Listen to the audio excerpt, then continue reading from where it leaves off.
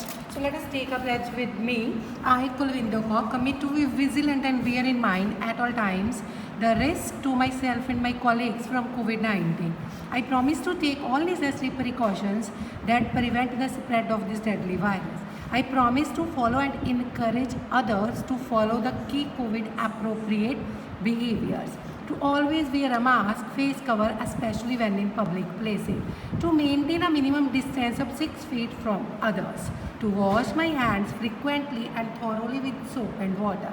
Together we will win this fight against COVID-19. So class, today we will start third chapter. Name of the chapter is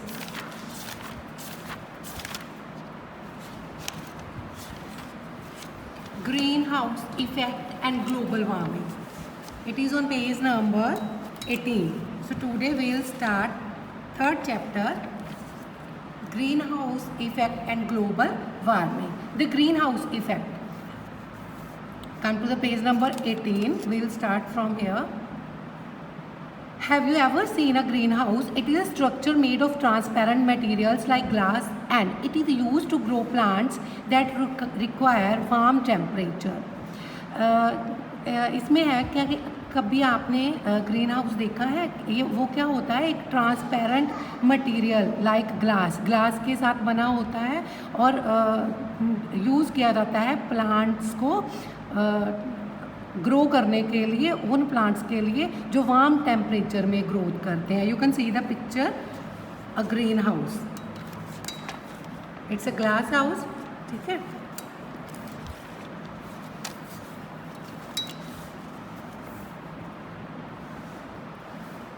So sun rays pass through the transparent glass and heat up the soil and the plants. The warm soil and plants emit infrared radiations.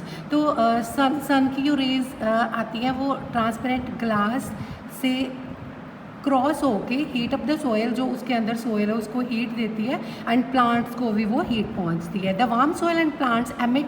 तो जो warm soil, जो soil warm हो जाती है और plants warm हो जाते हैं, ये एमिट करते हैं इंफ्रारेड रेडिएशंस को. The wall and roof of green house trap this infrared radiation emitted from inside. तो ये वॉल्स एंड रूफ है जो ग्रीन हाउस की, वो क्या करती है, वो इंफ्रारेड रेडिएशंस जो आती है उनको इसके अंदर ही रखती है, ग्रीन हाउस के अंदर. The trapped heat is released gradually keeping the inside of the green house warm during night. तो जो ट्रैप की होती है हीट इसके अंदर, वो क्या है, धीरे धीरे से keeping the inside of the green house warm during night. तो धीरे धीरे से जो सोयल गर्म हो जाती है वो रात को भी हीट देती है, ड्यूरिंग नाइट भी प्लांट्स को. The atmosphere around the earth also acts like a green house. तो जो एटमोसफियर है हमारा अर्थ के अराउंड फोर साइड, वो भी एक ग्रीन हाउस की तरह इफेक्ट करता है, रिएक्ट करता है. The earth surface including land, oceans and plants absorb the energy coming from the sun. तो जो अर्थ का सरफेस है, लैंड है, ओशंस है, प्लांट्स है, ये सारे एनर्जी को एब्जॉर्ब करते हैं जो सन से आती है.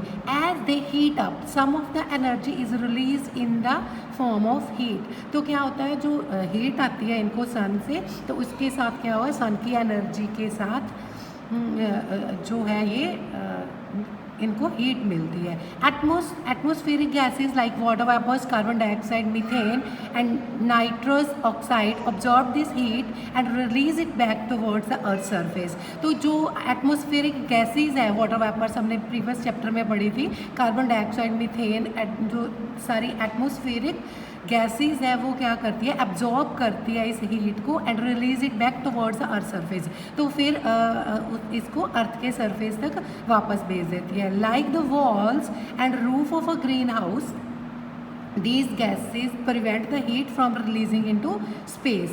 तो ऐसे ही लाइक द वॉल्स, जो रूफ है ग्रीन हाउस की, जो रूफ है, वॉल्स है, तो ये भी क्या करती है, ग्रीन हाउस की जो वॉल्स है या रूफ है, ये इन गैसेस को रिलीज़ नहीं होने देती, निकलने नहीं देती, स्पेस पर नहीं जाने देती। Hence these gases are called green house gases. तो इन गैसेस को ग्रीन हाउस गैसेस बोला जाता है। Green house gases help to keep the earth surface warm. तो जे गैसेस है, जो ग्रीन हाउस गैसेस है, वो अर्थ के सरफेस को गर्म रखती है। The higher the amount of greenhouse gases in the atmosphere, the more heat is trapped. As a result, the temperature of the earth increase. This is known as a greenhouse effect. तो जैसे जैसे green house gases atmosphere में बढ़ती हैं, वैसे ये heat को ज़्यादा ट्रैप करती है। एज अ रिजल्ट जो अर्थ का टेम्परेचर है वो बढ़ता जाता है, और इसको ग्रीन हाउस इफेक्ट बोला जाता है। Causes of greenhouse effect. Next we have some causes of the greenhouse effect. Greenhouse gases are emitted into the atmosphere through natural processes and human activities. तो ग्रीन हाउस जो gases हैं वो atmosphere में एक natural process है, human activities है, उसके through आती है। The increase in the green house gases causes an increase in earth temperature. जैसे जैसे ग्रीन हाउस गैसेज बढ़ती है तो क्या है, अर्थ का टेम्परेचर भी बढ़ता जाता है, अर्थ पर गर्मी बढ़ती जाती है। Some factors that contribute to the green house effects are. तो नीचे सम रीजन्स दिए गए हैं causes of the greenhouse effect. First one is burning of fossil fuel. Large amounts of fossil fuel such as coal and natural gas are used in transportation production of electricity. तो क्या है, बहुत से fossil fuels use किए जाते हैं as a कोल और as a natural gas, जो हम व्हीकल्स में यूज़ करते हैं और घर में यूज़ करते हैं गैसेस के लिए। During their combustion in the presence of air, carbon dioxide and water molecules are released into the atmosphere. तो जैसे ही हम इसका यूज़ करते हैं, जैसे ही ये जो फॉसिल फ्यूल्स है एयर के साथ इसका कंबंशन होता है, तो क्या होता है, तो इसके साथ वाटर मॉलिक्यूल्स निकलते हैं और कार्बन डाइऑक्साइड रिलीज़ होती है एटमॉस्फेयर के, और उसके साथ क्या होता है, एटमॉस्फेयर का टेम्परेचर, अर्थ का टेम्परेचर बढ़ता है। Deforestation. Plants and trees use carbon dioxide from the atmosphere and release oxygen during photosynthesis. तो क्या है, plants and trees carbon dioxide atmosphere से लेते हैं और रिलीज़ करते हैं ऑक्सीजन। फोटोसिंथेसिस में ये प्रोसेस चलता है। However large scale developments activities have resulted in cutting down of forest to build houses, roads and other infrastructure. तो इसके लिए भी इंफ्रास्ट्रक्चर बनाने के लिए भी, हाउस बनाने के लिए भी जो फॉरेस्ट है उनकी कटिंग होती है। तो उसके साथ क्या होता है, तो enough trees to absorb the carbon dioxide present in the air. Trees are also felled for fuel. Trees भी फ्यूल के लिए यूज़ किए जाते हैं। Burning wood release carbon dioxide into the atmosphere. तो जब ये बर्न होती है वुड, तो रिलीज़ करती है कार्बन डाइऑक्साइड, इसके साथ भी टेम्परेचर जो है वो एटमॉस्फेयर का टेम्परेचर इंक्रीज होता है, ग्रीन हाउस इफेक्ट बढ़ता है। Population explosion. The continuous increase in population has led to the expansion of cities and towns. तो जैसे जैसे पॉपुलेशन बढ़ रही है तो सिटीज़ एंड टाउन भी बढ़ रहे हैं। Manufacturing and industrial hubs in cities release harmful gases into the atmosphere. तो मैन्युफैक्चरिंग जो इंडस्ट्रीज बनी है बड़ी बड़ी, वो क्या करते हैं, शहरों में बहुत सी हार्मफुल गैसेस एटमॉस्फेयर में रिलीज़ करती है। तो जैसे जैसे पॉपुलेशन में इंक्रीज़ होता है तो फॉसिल फ्यूल का यूज़ भी बढ़ता है। All these activities result in green house effect. इसके साथ ग्रीन हाउस इफेक्ट होता है। नेक्स्ट है farming. The world's population is dependent on farming for food.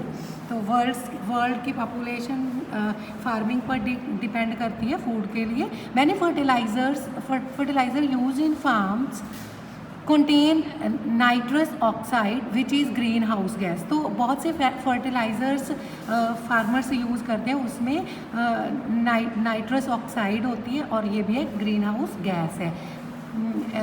तो ये क्या करती है, प्रोड्यूस करती है methane which also green house gas. Atmospheric pollution. Coal mining, oil extraction and cement industries produce harmful green house gases. तो जो coal mining होती है, ऑयल एक्सट्रैक्शन होता है, ऑयल बनता है, सीमेंट इंडस्ट्रीज है, ये सारी हार्मफुल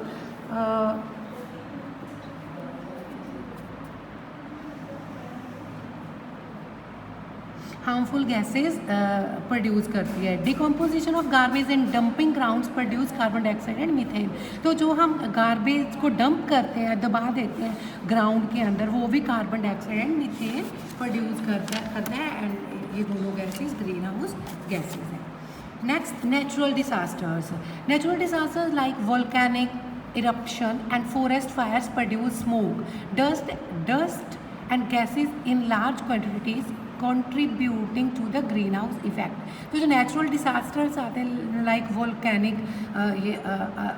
वोल्केनिक इरप्शन, ठीक है, उसके बाद जो फॉरेस्ट को आग लग जाती है, इसके साथ भी क्या होता है, स्मोक, डस्ट एंड गैसेज जो है वो लार्ज क्वांटिटी में ग्रीन हाउस इफेक्ट बढ़ाती है, कंट्रीब्यूट करती है ग्रीन हाउस इफेक्ट को।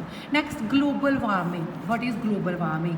As a result of green house effect the temperature of the earth is increasing.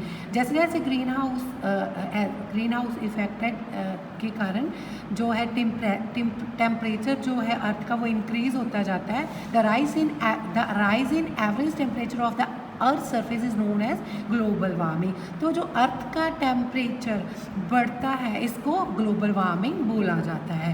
The rise in average temperature of the earth surface is known as global warming. Different human activities are responsible for global warming. Some of them are written below. Excessive use of fossil fuels for producing electricity and transportation। तो global warming का सबसे पहला जो reason है वो क्या है, जो फॉसिल फ्यूल एक्सेसिव यूज़ हो रहे हैं और इलेक्ट्रिसिटी और ट्रांसपोर्टेशन पीपल द्वारा एक्सेस यूज़ हो रही है। एमिशन, स्मोक फ्रॉम इंडस्ट्रीज़, जो इंडस्ट्री में से धुआं निकलता है वो भी ग्लोबल वार्मिंग का एक मेन रीज़न है।